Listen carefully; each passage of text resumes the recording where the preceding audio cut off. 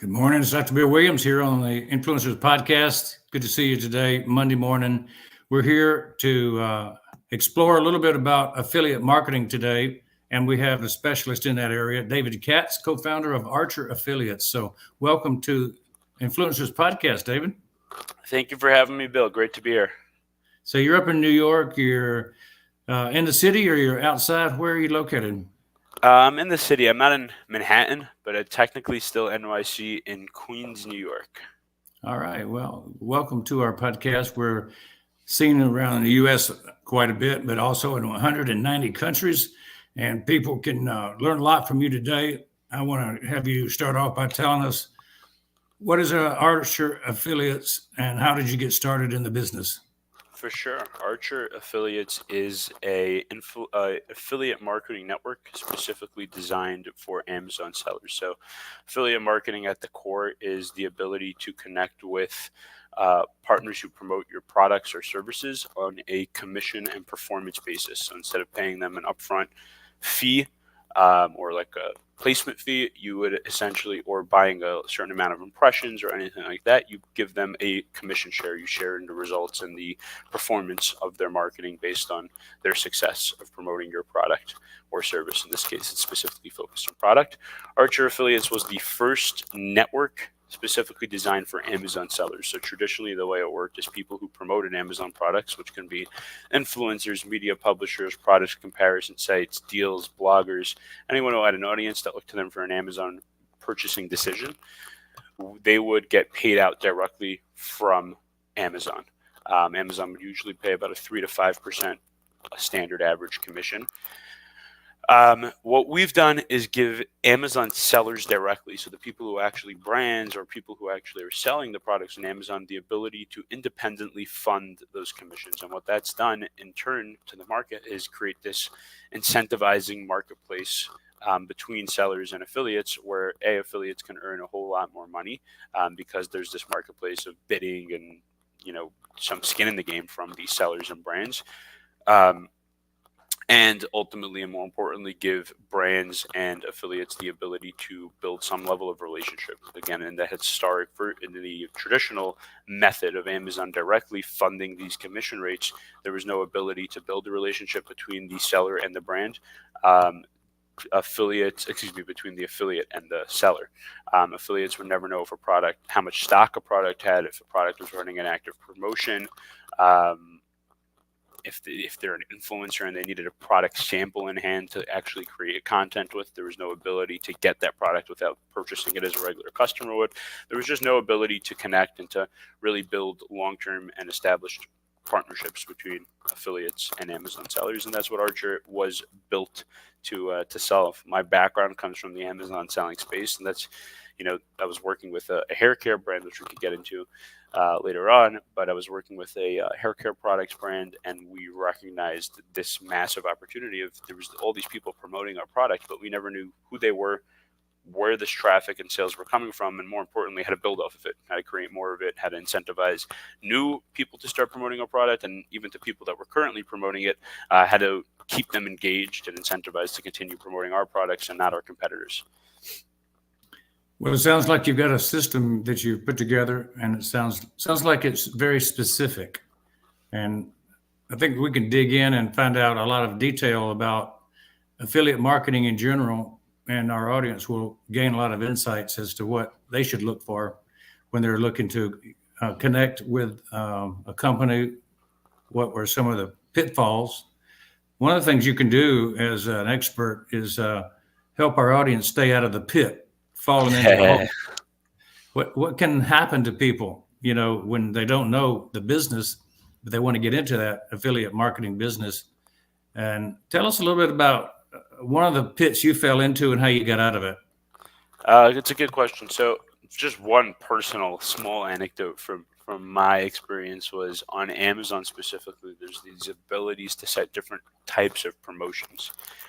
So there's what's called a promo code. There's what's called an on-page coupon, all these different types of methods of setting promotions on Amazon listings, and a lot of them are stackable. So if you're selling a $10 product and you set a 20% promo code, you then have the ability to also set a 30% on-page coupon, let's say, and there's other various types of these different promotions. One of my early days in Amazon, we were working with an influencer, and we sent her a unique promo code that she was able to use. And I personally didn't realize there was totally separate promo running. And ultimately what ended up happening was these promos were obviously stackable, and customers were able to get a product at, like, I don't know, 80 cents or 70 cents. And this was like a $20 product with a cost of goods of, like, I don't remember, $46. And ultimately it led to a pretty substantial loss in the company, just because this was obviously a ridiculously good promotion that went viral across different deal sites and social media, and ultimately ended up moving a whole bunch of units, which was not cool. But learn from that is, number one, pay attention to the details. Stay very focused. Make sure you don't make those mistakes. I think in general, affiliate marketing is people make sure your expectations are realistic. The biggest failures we see with our clients is them not understanding that affiliate is very much about product affiliate fit.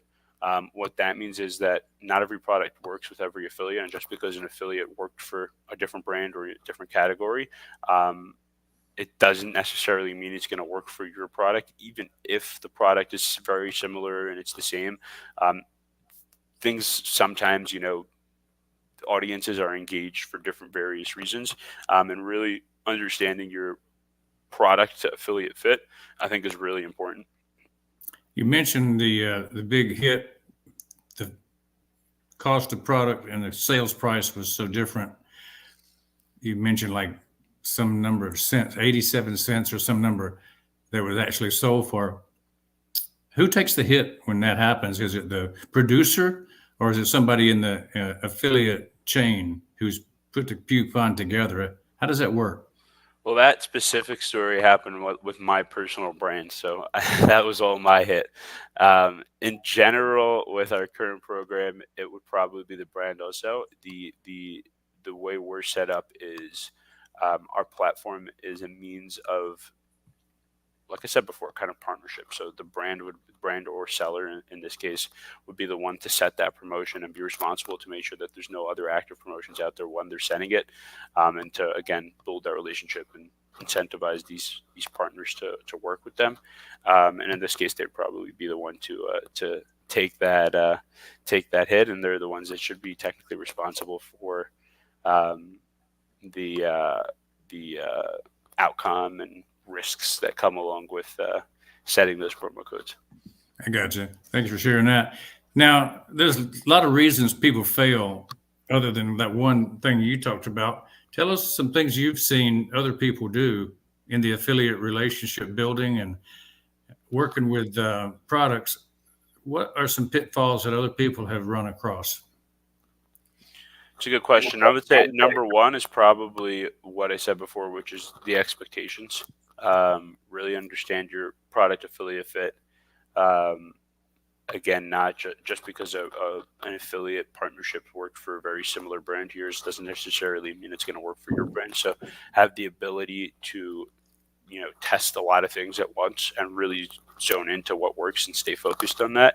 The second thing I think would be in relation to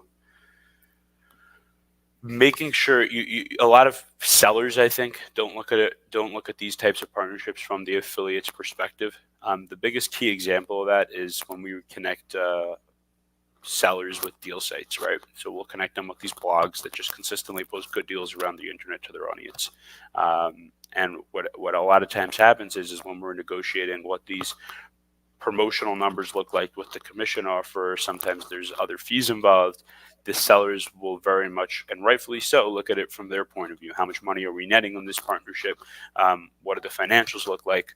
But they fail a lot of times to look at it from the affiliate's point of view and miss the thing which is the affiliate's focusing on, which is how do I bring the best possible offer to my audience? Ultimately, the affiliate's core value that they have to offer is their audience, and ensuring that they're pushing out quality content at all times is their utmost priority.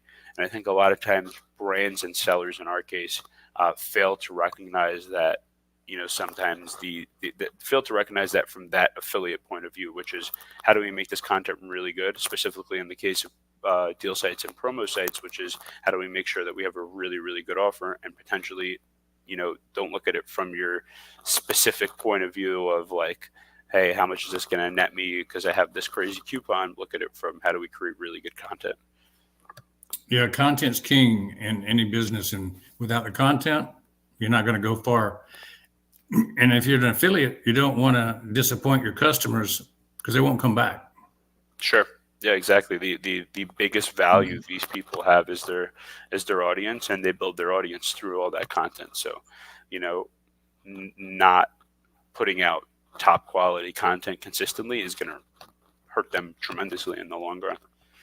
Yeah, so that means you really have to vet your people the people that are creating the content, the sales. If you don't vet them, how do you become an expert in knowing when you have a good product?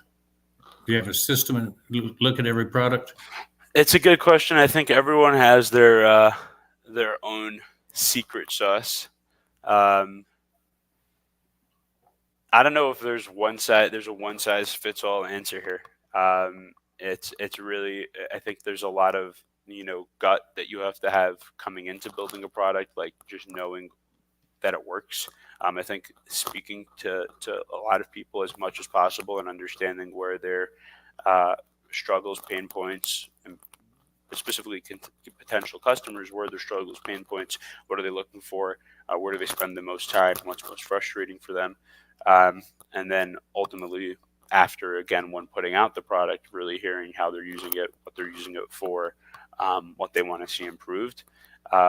Again, I think there's really not a one size fits all answer when it comes to knowing if you have a good product or not.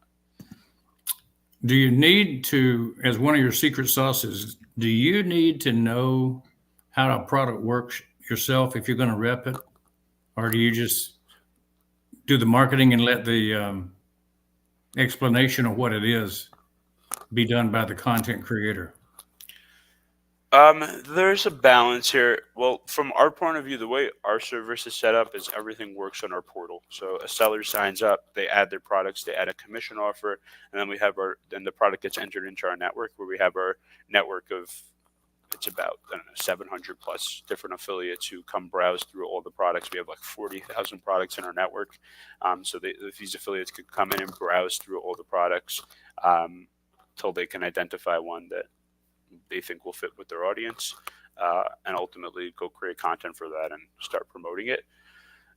So for us, I can't say that I know what every one of our 40,000 products from over 1,000 brands does. We've built a pretty automated and streamlined system to enabling this to be done. I will say that from a brand's perspective, you definitely, there is a balance here of you want to give as much product information as possible to a potential affiliate, so give them tips and ideas for storylines and all that types of things, but still kind of give that affiliate the ability and freedom to really create creative and unique content, because ultimately the affiliate knows what's going to work with their audience best. And I've seen a lot of times, specifically with influencers and even media publishers, is where the brand is so on top of controlling what the content is and what the content looks like that sometimes they squander good opportunities for some really creative and unique content that would truly stand out and be really impactful. Yeah. Does Archer Affiliates have a motto for their company, your company? Generate more sales. It's still kind of working that out. I'm not sure we have a good direct motto. Tell us why somebody should, affiliate with you, buy from you, become part of your team. What do you call it when somebody uses your service? I'm not sure we have a good name for that either.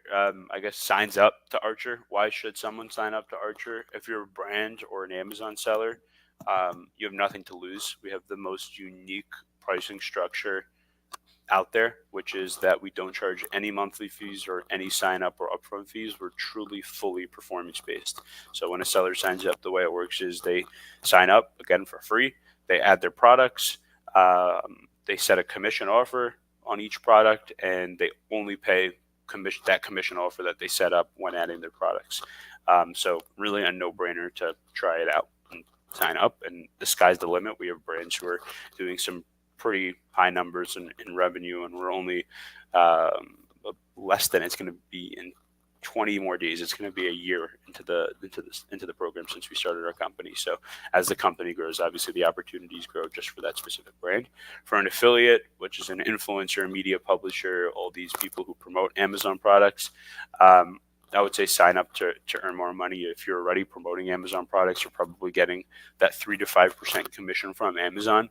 Using a program like ours would enable you to get up to a 50, 60, I've seen 70% commissions directly from these brands. Last month, on average, we paid out an 18% commission on generated Amazon sales. So that's almost 4 times what you're currently getting paid from Amazon. Using a tool like ours, you're able to increase that. In addition to just a little bit of an easier process, it's a good place to find new and trending products that would be a good fit for your audience. Get product samples that you can use in content, promo codes if you're a deal site, all that type of stuff. Sounds like you answered that question as well. Why should? Yeah, 18% up to 50%. Can't beat that. You cannot beat that. Who's your ideal client right now? On the brand side, I would say we look for sellers who have a lot of different types, a lot of SKUs, specifically a lot of different types of products from as many different categories as possible. The key factor when it comes to affiliate marketing and connecting brands and sellers with all these people who promote products is what we kind of touched on before, which is affiliate product fit. For us, the opportunity when working with a seller who has 100 products in the baby category, 100 products in the food category, products in outdoors category, it gives us the best opportunities at potentially finding a really good fit for a potential publisher or influencer, as opposed to, it's not always a bad thing. We have very niche specific brands that only have 3 to 5 SKUs, very, again, like super specific with what their potential targets would be and who they are, that do really well.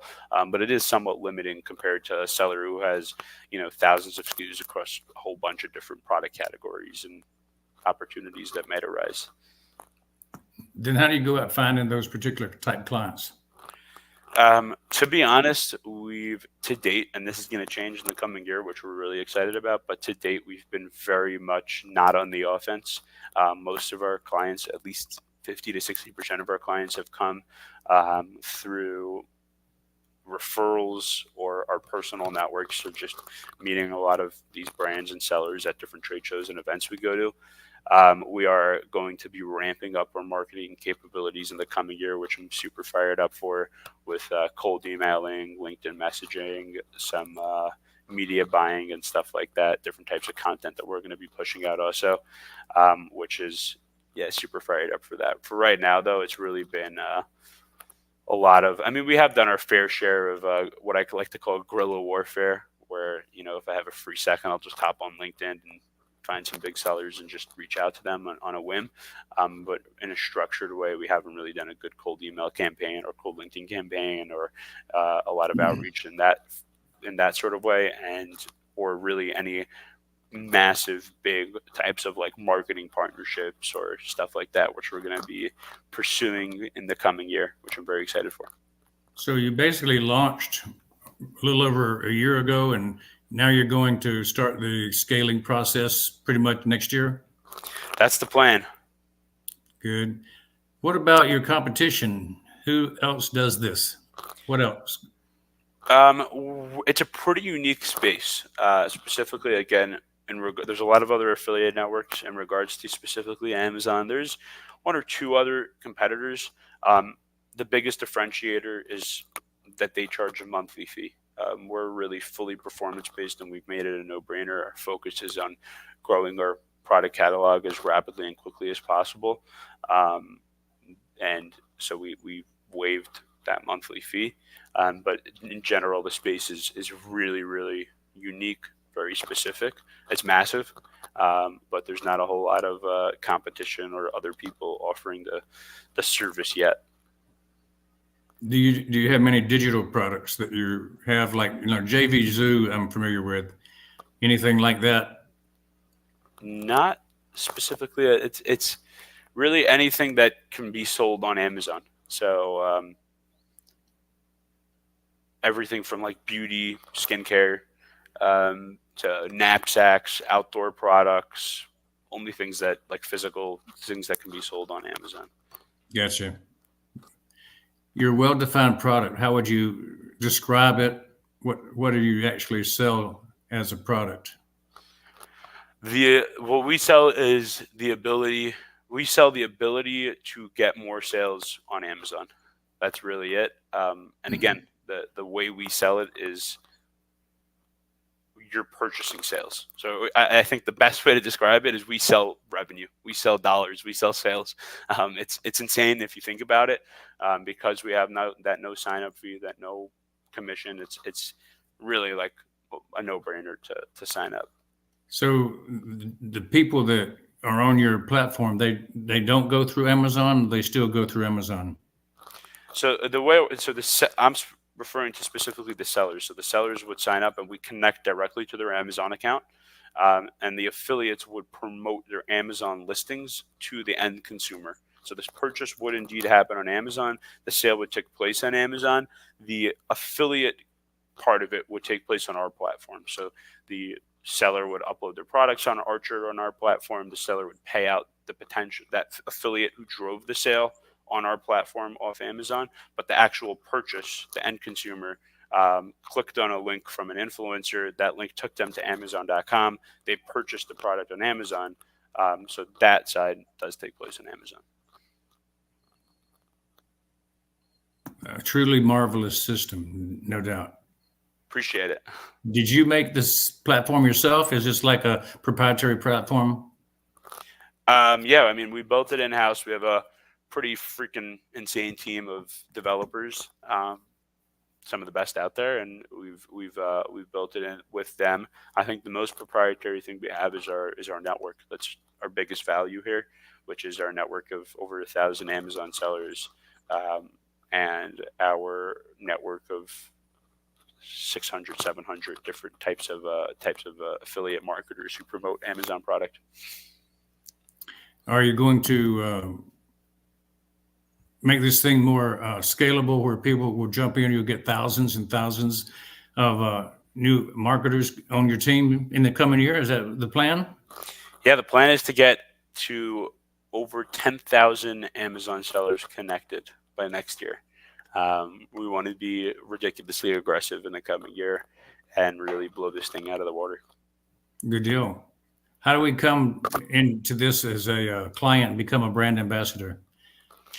Really good question. The best brand ambassadors we've had have been the ones that have come organically.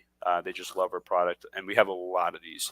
They love our product, they love our service so much. They're like, I want to get my friends involved, or this is awesome. How do we promote it? And we do have some level of program that that gives them a commission share based on who they refer and all that. I think just as some advice for other people building a service and product that want to build these brand ambassadors, is the biggest thing we found is, I think it's something that gets said a lot, but not something that people take action on, which is listen to feedback.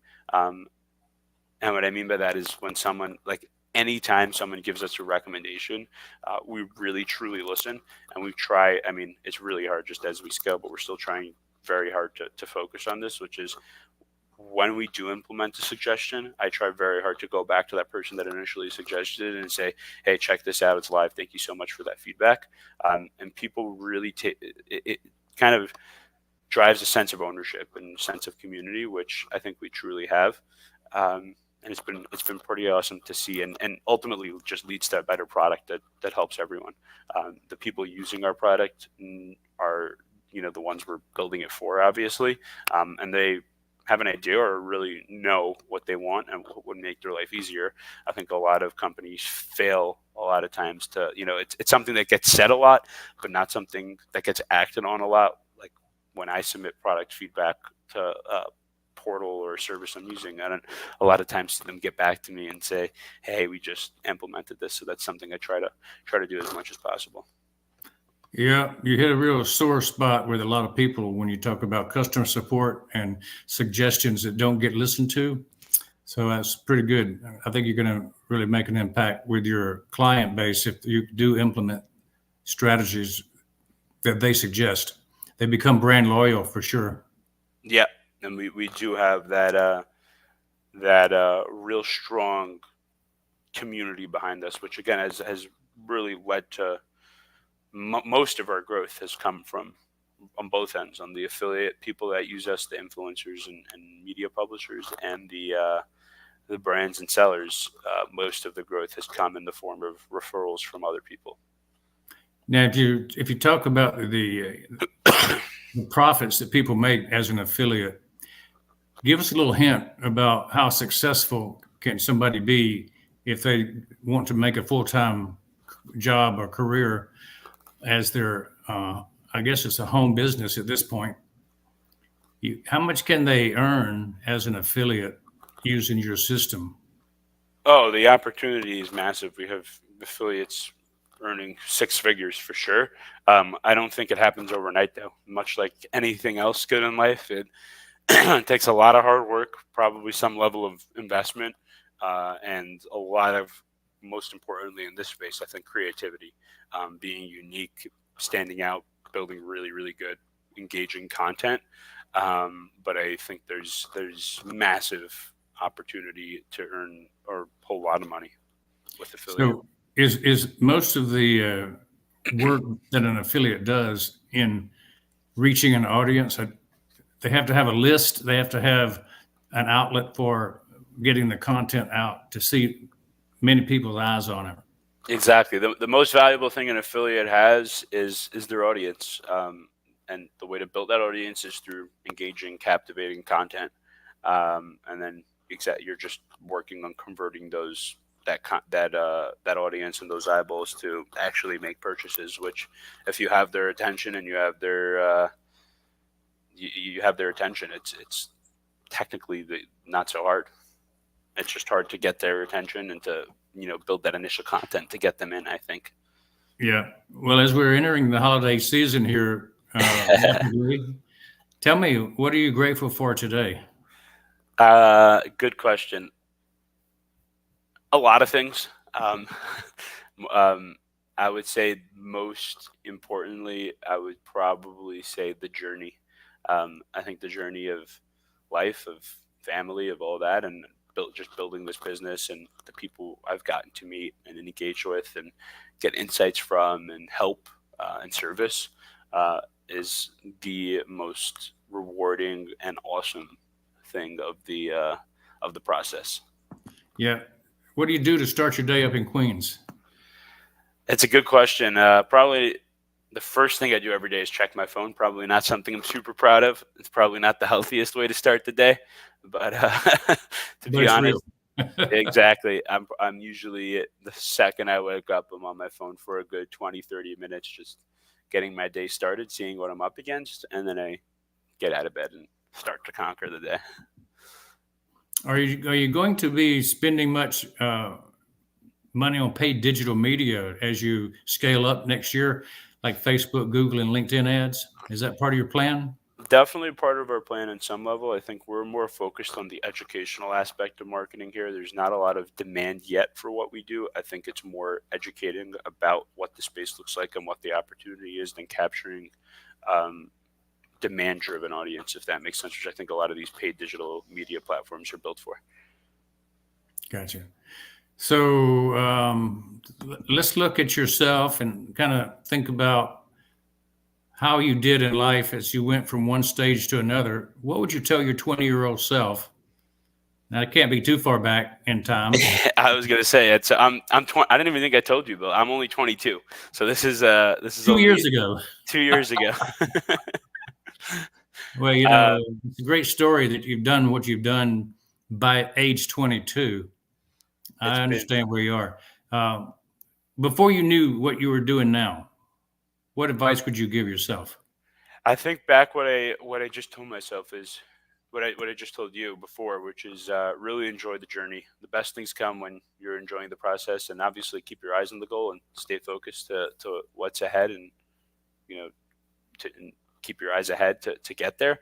But enjoying the process um, in the moment, even the hard parts, I think is something that I'm trying to really get more and more in tune with.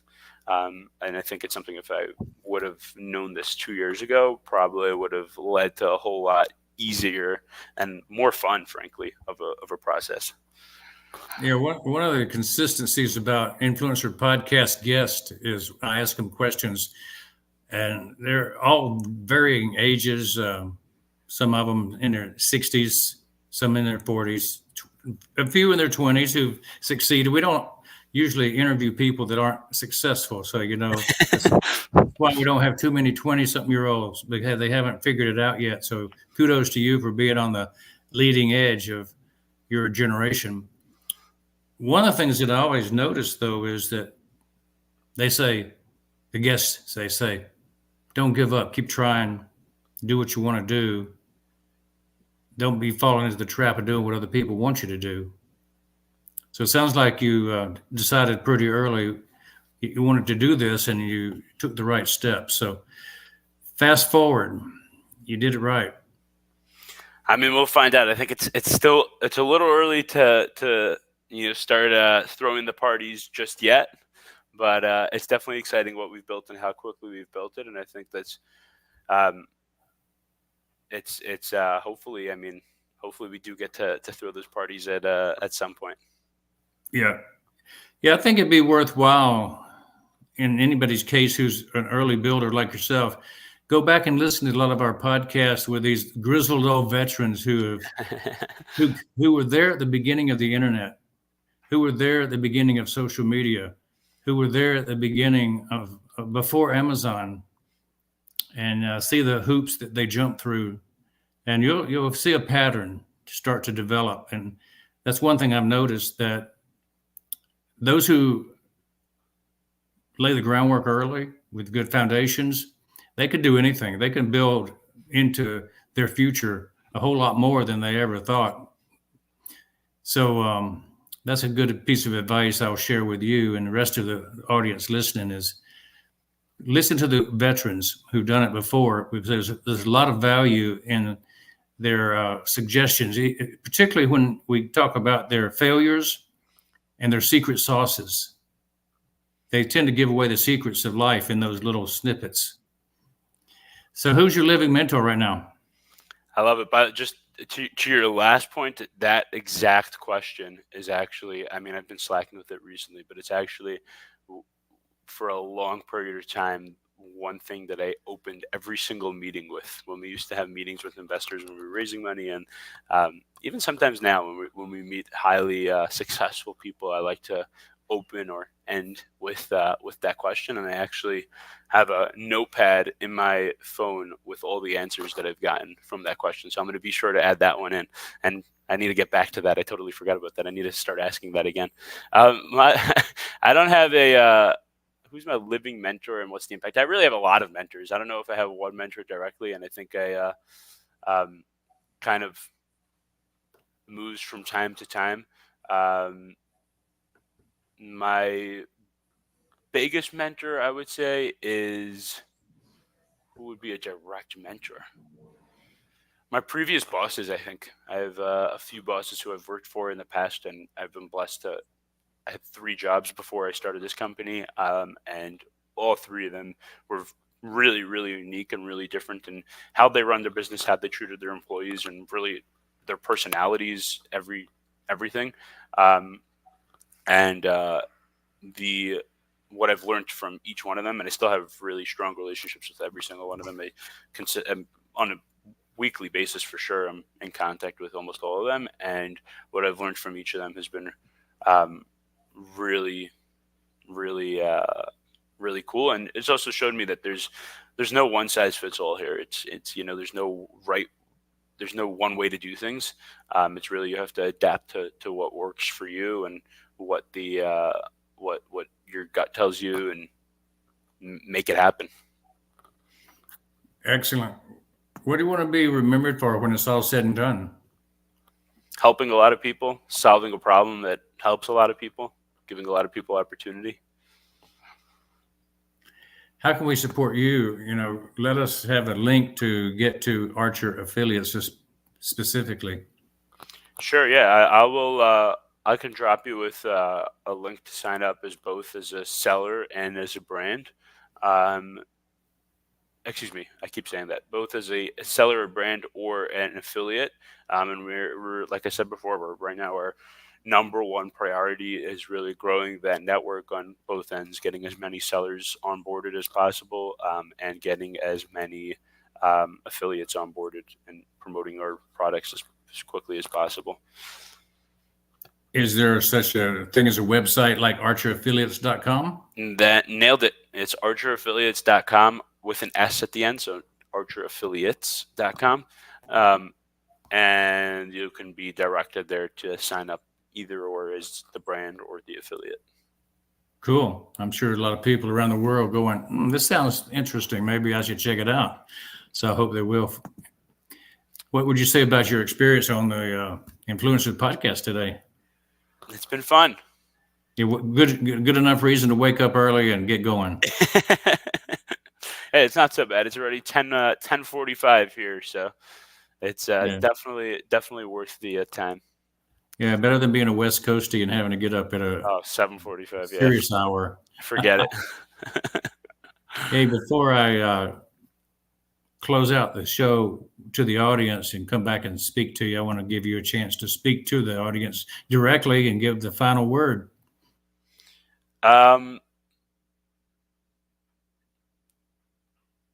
It's a good. Yeah, I mean, I'm not. If you're an Amazon seller and you're an affiliate, then my final word would be definitely sign up for Archer. Come check us out. We've made the platform on both ends really a no-brainer. I think it's a really good service. Please give us feedback on how we can further improve it and build it out, and any sort of features that we can create or amend for you. And if you're not in the space and just a general entrepreneur watching this, then keep grinding, stay focused, like much of what we discussed, and good things will come. There you have it. Final word from David Katz of Archer Affiliates, company that he started and has been running for a year, and looks like it's going to be a very big success. Keep your eyes on Archer Affiliates. While we're talking, I want to share with you what I'm doing, your audience that may be catching this. My QR code is where you can capture freedom. If you capture that QR code, you'll be getting a little piece of freedom, building your income. As all people, they lead to digital business cards. This QR code goes to the website, and that website really highlights two things, David. It's the Influencers Podcast, which is located at the drbillwilliams.tv website. I got all the podcasts listed. Yours will be there shortly. And we also talk about the best-selling books I've written, things I've done in my career as a dentist. I've retired this year as a dentist after 47 years. Whoa, congrats. Yeah, it's been fun. I've been in the teaching space for 35 years. So between teaching dentists and running a dental practice and teaching marketing, management, communication, a lot of things I've done. And I'm kind of focused lately, now that I've retired, on something that I enjoy doing, which is meeting people from all around the world and connecting them. And so I do a lot of connecting between groups. One of the things that I'm doing is bringing artificial intelligence products to the public, AI. And of course, it's an affiliate program. We're not on Amazon, but we may explore how it would be possible to be selling them on Amazon, but I don't know about that yet. But the technology we have is world class. And so we have like the best video conferencing, the best URL shorteners, and we've developed a lot of things, including tracking for websites. So this could be something that would be very useful. people that are in the sales business, finding out where their sales are coming from. So we're glad to share this with anybody that wants to check it out. And are you into fast cars? You like the supercars? I can't say I'm much of a supercar guy, but I mean, at the end of the day, who doesn't like a fast car deep down? Yeah, we're partners with Fast Cars Majlis out of Dubai, and we got promotional considerations with them and what we're doing. So all around the world, they have these big supercar parades, and London, Berlin, Dubai. Whenever they show up, and then we show up with them. So it's kind of fun. So I just want to introduce that to our audience to keep up with the Supercar Majlis and what we're doing. Anybody who's interested in AI built into their software and it's all connected together, that's what we're about. We give away a lot of things too, David. If you want to shorten a URL and track it and also have a QR code made to that URL, well, all that's free. So we give this away and a bunch of other stuff as lead magnets, things that people might want to use. So we're happy to do that. I want to thank you for being part of our show today, the Influencer Podcast. We've had fun, learned a lot, and I'm really impressed with the platform you built. And I know people are going to expand their business by using your business. So thanks for being part of the Influencer Podcast today. Appreciate it, Bill. Thanks for the opportunity. You're welcome.